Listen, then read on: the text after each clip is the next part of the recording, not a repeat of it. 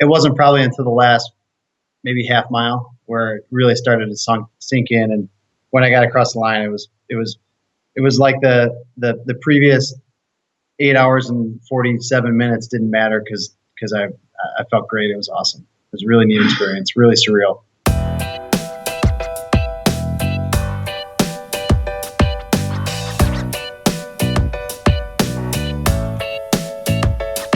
It is so good to be talking to a fellow teammate with Timex who's also the new Ironman Louisville overall champion, an Ironman champion. James, has it sunk in? Are you feeling it? Yeah, it's pretty surreal. It's pretty surreal. I didn't know what was going to happen when I went down to the race, and even when you're in the race and you're racing and you're suffering, you're dealing with everything that everyone deals with in their own Ironman. It wasn't probably until the last maybe half mile where it really started to sink in, and when I got across the line, it was like the previous 8 hours and 47 minutes didn't matter because I felt great. It was awesome. It was a really neat experience, really surreal. Did you take your time coming down that chute with that huge crowd there in Louisville? I did. In fact, the announcer was saying that he thought it might have cost me $850 because I was taking so much time. But I had a couple friends down there that I wanted to make sure I had time to spot. My family didn't come down for this race because of our kids are at school, so I was able to find them, and then I walked across the line.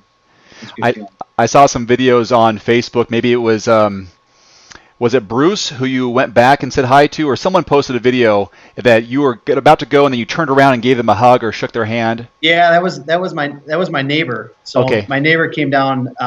An interesting story about him. He had never done an Ironman before meeting me a year ago, and ended up doing Augusta 70.3 as his first triathlon a month ago. So I went down to watch him do Augusta, and he came down to watch me do Louisville. So it's pretty cool. I wanted to meet him. Where does this victory rank for you as a triathlete? Easily the biggest win. I'm trying to think.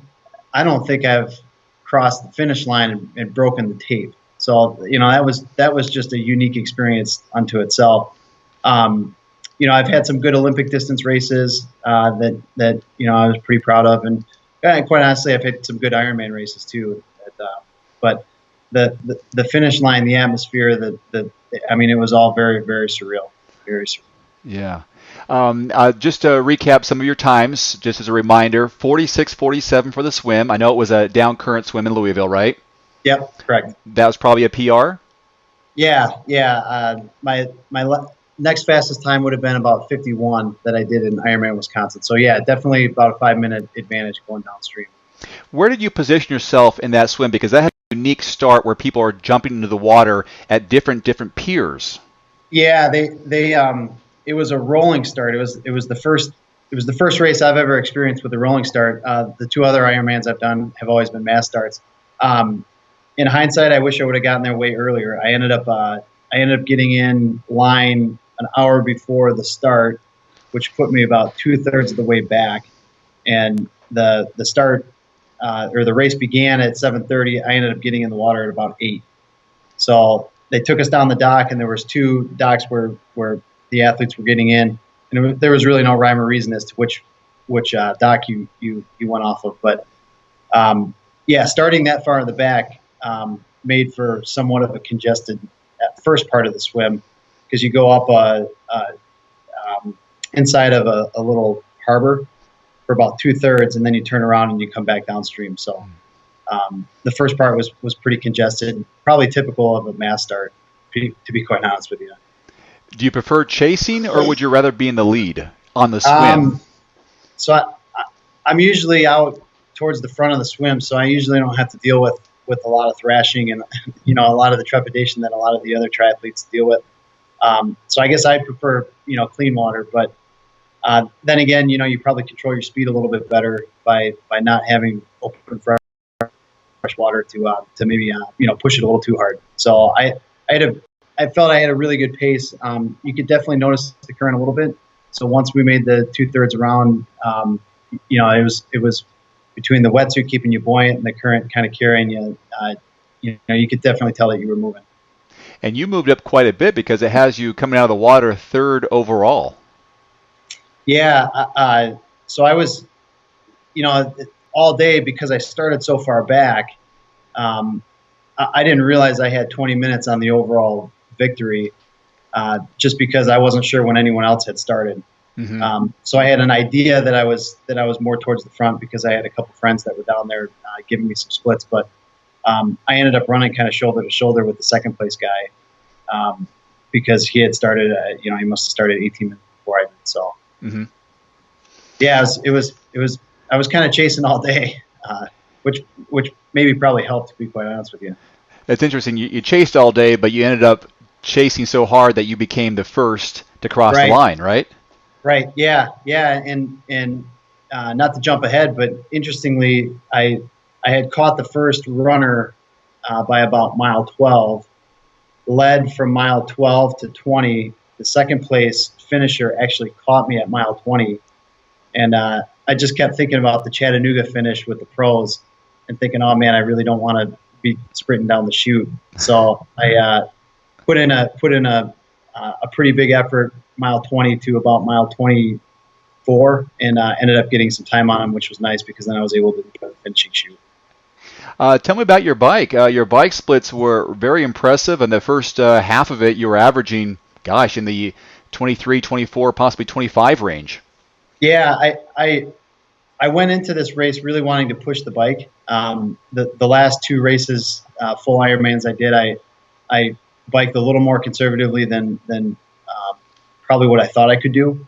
So one of my goals was to push the bike. The bike course is pretty hilly.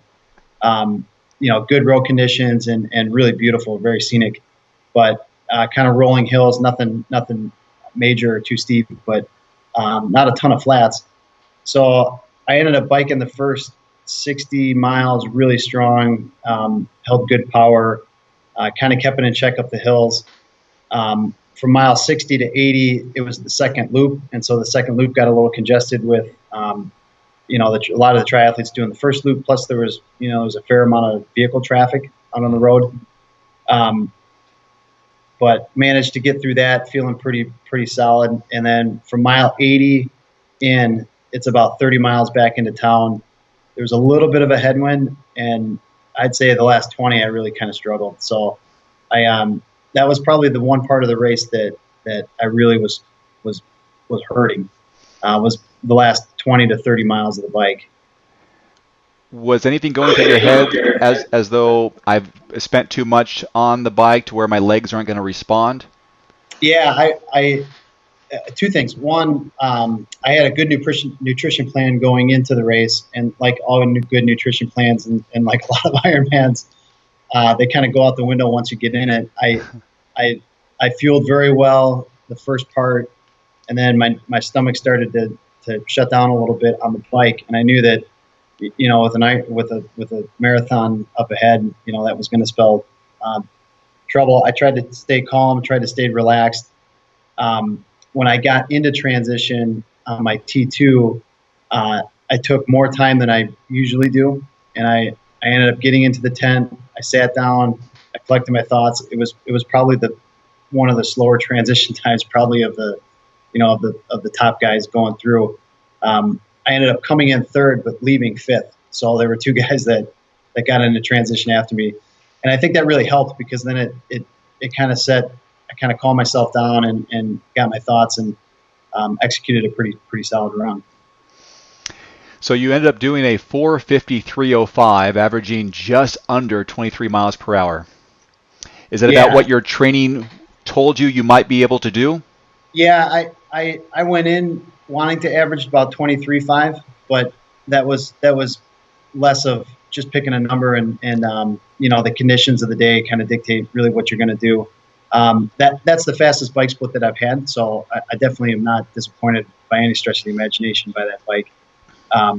But and maybe it's just one of the facts that the last 20 or 30 miles your power falls off and your speed falls off a little bit. But I think other than feeling weak on the last part of the bike, there was hard for me to critique much from my plan going in to the training that I had done to date to how the actual day unfolded. Not many of us will know what it's like to be in the top 10 off the bike going into a marathon. What was your mindset knowing there's a few guys ahead of you, but you still have about 3 more hours of running to go? Yes. So this is where my goal going to Louisville was to qualify for Kona. That was the goal. And when I got off the bike, I had a pretty good idea that as long as nothing catastrophic happened, I'd accomplish that. So in one sense, I'm telling myself to relax and not do anything foolish. On the other sense, I'm seeing guys up the road and getting competitive and wanting to overtake them. So it was almost a good mix because it allowed me to not overrun as soon as I got off the bike. The first few miles are usually always the fastest for me, and then it usually settle into a more realistic pace. I did that a little bit, but I think the fear of, okay, well, the only thing that's really going to derail me from my overall goal of qualifying for Kona would be, cramps or something catastrophic. So once I got through probably mile 6, 7 and started to feel solid, then I really focused on, okay, let's try and get to the front because, crossing the line first would be pretty special. Roger told me this before one of my last Ironmans, and it's a good rule of thumb is that you want your first miles average to be within 20 seconds or so of your overall average on the day. And your first mile was 7 minutes. You averaged 6:48, so you were within 20 seconds of every different split they have on for you during the day. So you were very consistent and kept within yourself for the entire marathon. Yeah, that's I would say that's the biggest thing that's come from experience of doing a couple, and not that I have a big wealth of Ironman experience to pull from, but the first Ironman I did, I definitely went out way harder than probably the classic rookie mistake. And even last year in Kona, I probably ran a little aggressive. So I think drawing from that experience and knowing that you've got 3+ hours out on the run course, there's plenty of time to make up time on competitors, and reminding yourself that, the last half of the marathon, if you're executing a good race is kind of a sufferfest for anyone. So, it's kind of almost who can slow down the least, not who can speed up the fastest. Mm-hmm. Tell me about the reaction you've been getting from your friends and the community. I saw some newspaper articles talking about the Wisconsin guy who wins Ironman Louisville. It's overwhelming, humbling, just incredible. My wife and I were joking. It's a little 15 minutes of fame. I actually got interviewed by the local news station here today, and my neighbors, when I came back, had dressed up our house, the outside of our house, with a bunch of Hawaii and Kona Aloha gear. So it's definitely pretty festive and pretty lively here. I live in a great area in a great neighborhood, and I've got neighbors that are fantastic. People knew about it from work. I was getting all sorts of work emails of congratulations. So it's really, really been humbling. I mean, it's a pretty, as thankless and selfish sport, and you sacrifice a lot to put the time and effort into, being ready to start the day. And, it's definitely, it's pretty special to get all the well wishes. It's actually been almost overwhelming. I've been having a hard time keeping up on the social media and the emails and the texts, but I wouldn't trade it for sure. Now, when we talked at Timex Camp in Arizona earlier this year, Roger and I were talking about, man, who was this guy in Kona the year before who, maybe a 9-hour Ironman at his second Ironman in Kona, and now you come with your third Ironman and you win a full distance. I'm not sure if you're going to be able to keep under the radar much longer at this pace. What does this tell you as an athlete and your potential being fairly new to the sport? Yeah, I find that for me, one of the most enjoyable things is I continue to learn. So I've been, every race I've been getting a little bit more information and learning from what worked and what didn't work. And I'm still, working on nutrition, and I feel very much a newbie, and I don't know how much faster I can go, and the different conditions are totally different. So I got an idea of what I did in Hawaii last year, but it wasn't nearly as warm as it was this year, and the winds and everything else. So I I I had a good block of training, and so I went into Louisville, fairly confident that I could execute a good race, and that's really what it comes down to. And we've had some life changes. We have a 3-month-old daughter now, so I've been having to even change my daily routine or my training plan from the last few years to this year to work around other commitments and things like that. James, where do you want to take this new hobby of yours? You're still, quote, an amateur, a rookie on the Timex multisport team. What do you and your wife, what have you guys discussed about how far you want to take this? I I I can tell you that being on the Timex team has probably made this year the most enjoyable of all the years. Being able to share, the experiences, both good and bad. Seeing other Timex athletes at different races and catching up, and so it's been really special. I mean, I definitely probably went into last year thinking maybe this was going to be my last year, and now between being on the team and enjoying the process and the racing, I definitely want to continue to do them. I don't really have aspirations of turning pro. Mainly because I've got a great job, and I've got 3 wonderful kids and a wonderful wife who's very supportive. I really enjoy racing and getting out of the sport, what I've been putting into it. And who knows, maybe it'll change. But I'm also working against Father Time too, so I probably got 3-4 more years of really competitive racing before then it's all about the age group finishes. So how are you going to celebrate your off season, or is there an off season for you? Oh yeah, there's definitely an off season. So I actually went. So I stayed down in Louisville on Monday and went to work today, and it was really weird not having the pressures of trying to fit in a swim, bike, or run. So yeah, I plan on. It gets pretty cold up here in Milwaukee, Wisconsin. So I'll probably do some cyclocross races. Not competitive, just fun because it's just a fun thing to do. I could do a little cross country skiing. I play some beer league hockey, and those are all my winter sports. And then I'll probably start getting back at it maybe February, March, when it starts to when spring starts. But spring lasts pretty long here, so won't get really back at the major stuff until probably April, May, June.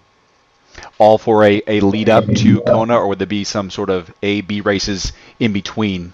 Yeah, I had a really good network of races all throughout the summer with USAT age group nationals being here in town.